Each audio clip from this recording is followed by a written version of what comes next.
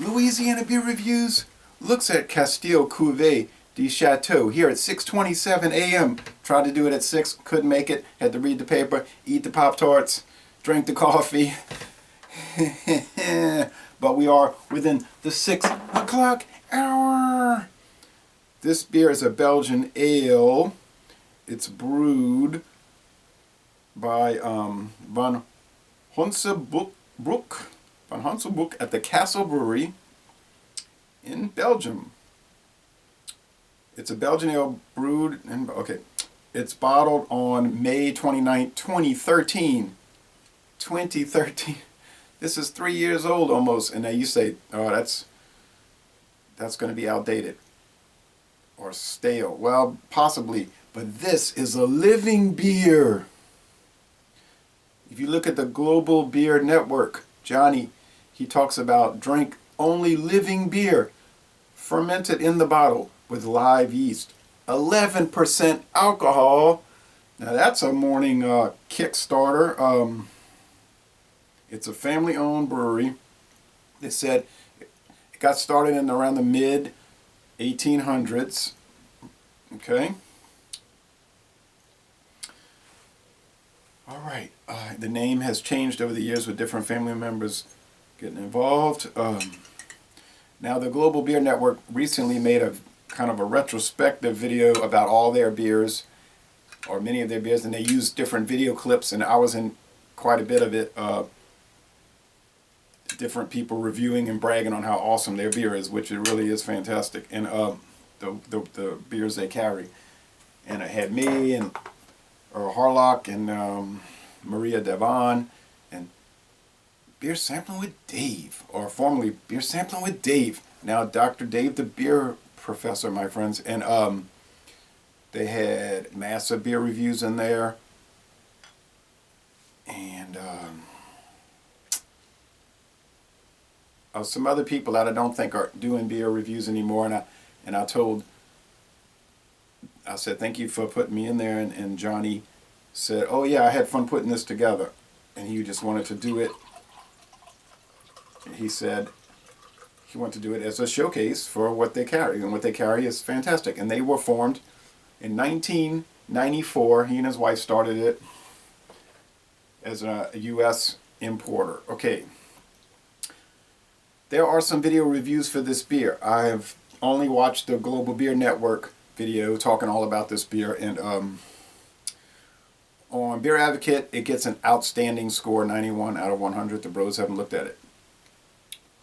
On Rate Beer it's a 94 out of 100, a 91 out of 100 for the style. Didn't get much head out of this, and I was pouring it aggressively, and I'm still getting the comments all the time. Learn how to. Now, if somebody says, I don't understand why you pour the beer that way, and I'll explain, then you get other people, hey fool, learn how to pour beer, and those don't stay around those comments. But because we want to be constructive and positive in these video beer reviews in this beer drinker community. I have more than one resource, quite a few resources. And like Vulcan, for instance, the one I did previous, the Greek beer, where they show the straight and pour. Someone said it's going to make the beer lose flavor. It does not make the beer lose flavor. Beer cannot lose flavor by being poured sideways, at an angle or straight in, all right? Anheuser-Busch InBev says when you pour it straight in, it releases a head of foam it builds a head of foam that releases esters, enhances the drinking experience, okay? I don't want to get into all that. I know you've been to a bar and you're drinking out of a draft and they're going to angle a glass. Common sense there. It's a 16-ounce glass. You want to get 16 ounces worth of beer. You don't want to get 10 ounces worth of beer and then that much foam. But 330 milliliters, 11.2 ounces is 11.2 ounces, all right? It's the law of conservation of matter. We're not, this is not anyway, all right. Enough of the rant and rave around.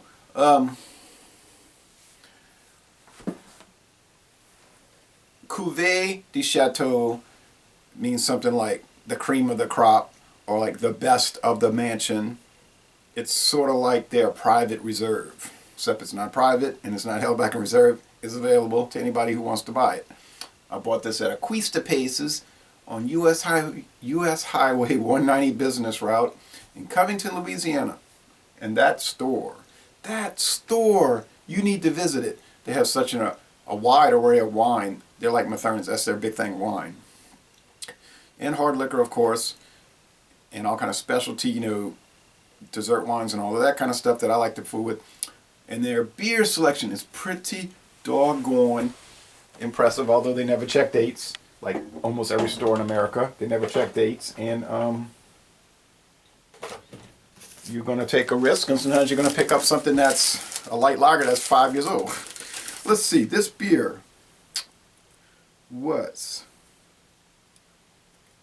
$3.99. Well, that's about what you're going to pay for 11% Belgian strong ale. And now Johnny said this is our barley wine, and he gave the whole history of barley wine, not the whole history, but an interesting history of barley wines and the gentry class versus the old nobility and blah blah blah. Okay, little foam sticking around, you know, like you get with these Belgian beers. It's kind of a loose foam, almost like a soft drink root beer, although that always fizzles away like psst.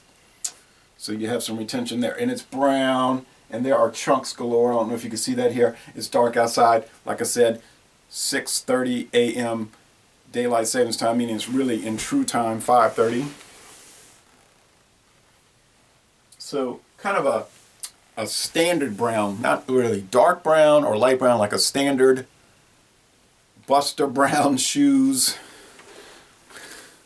leather brown. You remember Buster Brown shoes. Now with the light from above shining gives a little red tint. Oh yes, it looks like a barley wine, but I think the American barley wine is a little more rust colored, possibly. But there are many, many, many beige yeast chunks. So rich. Spiced bread.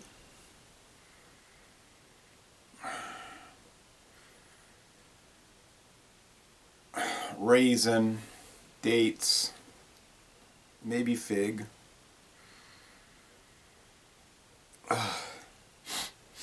It's almost like a menthol. You could breathe it in if your nose is a little stuffy. Probably because of the alcohol. It's clean at the bottom. Don't see, well, there's a little thin residue, but it's not too heavy. Let's go with the most important part of the beer review, happy liquor lovers, the taste. So the appearance is nice, the aroma is exquisite, the flavor.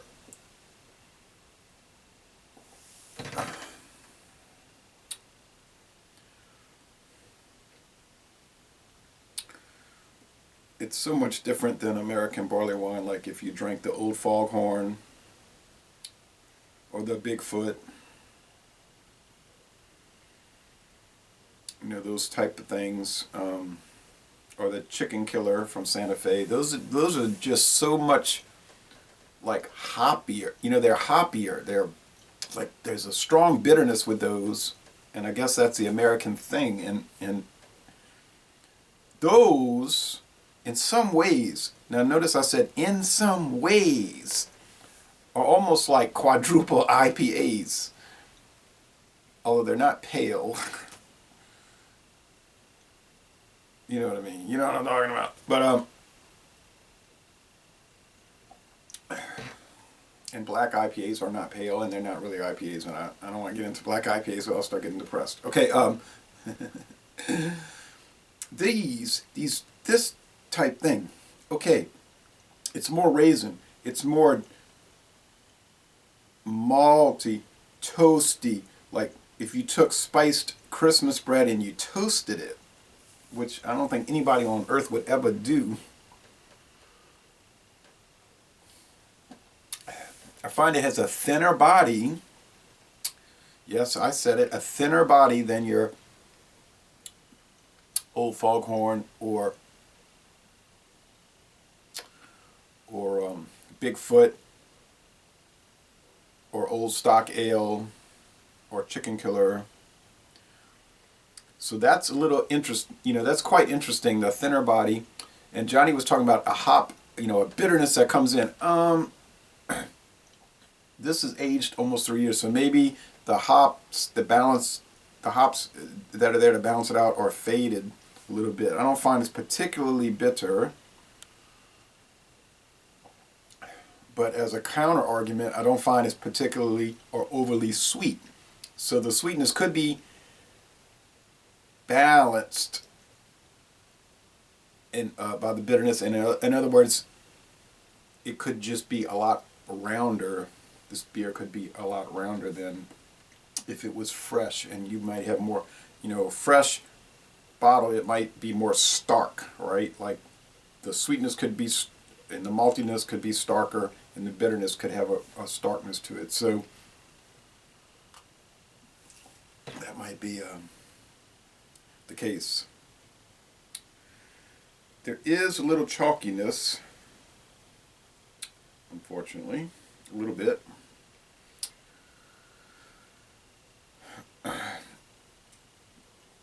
On the tongue.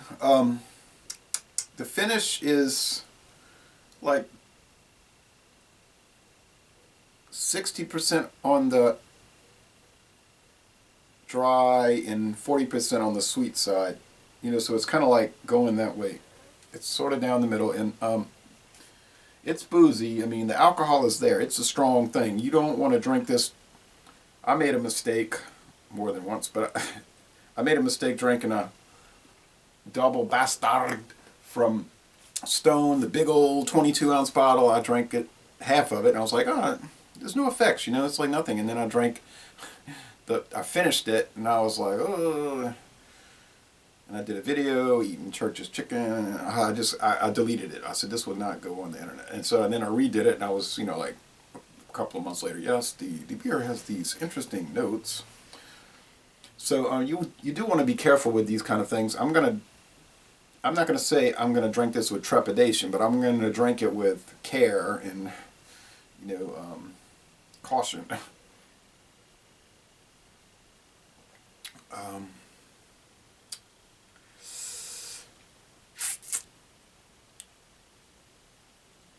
I can think of others that probably are better than this, and they're not necessarily the same style. And even on Rate Beer and Beer Advocate, they're not really calling it barley wine. But I'm just talking about Belgian ales in general. Like, oh, and another thing about this company, they said this company originally brewed lagers, and then in the 1950s they said, let's try to do more, exotic things, and they started dipping into ales and doing more ales, and then eventually that's their thing, right? And they have a huge array. We get some of it if you look on their interesting website. The West Mal, the really strong one from them, the Trappist, I think the Melure, 12% the Melure is better.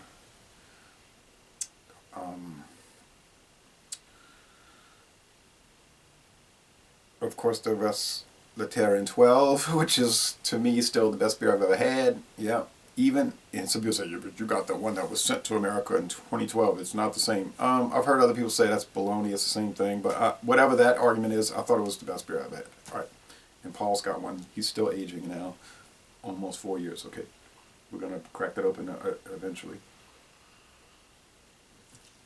So, I think this is good, and it's exquisite, and it's interesting, and it's complex, and it's many, many, many attributes. But it says have it at 54 degrees. And yeah, you notice I'm letting it warm up. But I don't know. I don't think it's got some deficits, and I hate to say that. And the Global Beer Network might be watching. They obviously watch because they took all our videos and put them together. But I have to call it straight. That chalky mouth thing is not an asset. The little watery body is not an asset. The booziness is neutral because that's what you're going to expect. I mean, that's what it is. If you went ice skating, you couldn't say, well, the surface is cold. I mean, it's ice. So you have to expect that. That's going to be apparent. So, I mean, you could drink Heineken Light if you don't want anything strong, right? But overall, it's very well done, and you notice I have the vast majority left, and it's still and already my face is getting warm. I'm going to drink this really slow because it's a knockout beer. It's a knockout beer. It's a sipper. I think I'm going to go with A-. It's at the lower end of excellent. Now you might say, you're mad, you've gone insane. You said natural ice was an A-. Yeah, but that's a different style. So if you were rating TV shows, you might talk about this on Masterpiece Theater and then this Laverne and Shirley, but obviously two vastly different types of programming. But within their genre, you know, the wacky sitcom and the highbrow theatrical production, you're gonna rate it within there. So and this would be, you know, your highbrow situation. So, but within that genre, which I've explored many times, this Cuvée du Chateau type thing, this ultra gourmet type situation, I'm gonna have to go with A-. So sorry, but that's still excellent. You know, it's, would I get it again? I wouldn't get it again. I tried it. There's a lot of others like the Medhua that I would get again in the Bigfoot and the Old Stock Airline. So it's a little disappointing. Anyway, it happens, man. It's part of it. It's part of this game, this adventure. So an A-, laissez les bon temps rouler. And I'm going to end this review. That's kind of like Let It Be, you know. I don't want to get into the Beatles right now. Y'all come on down to southeastern Louisiana.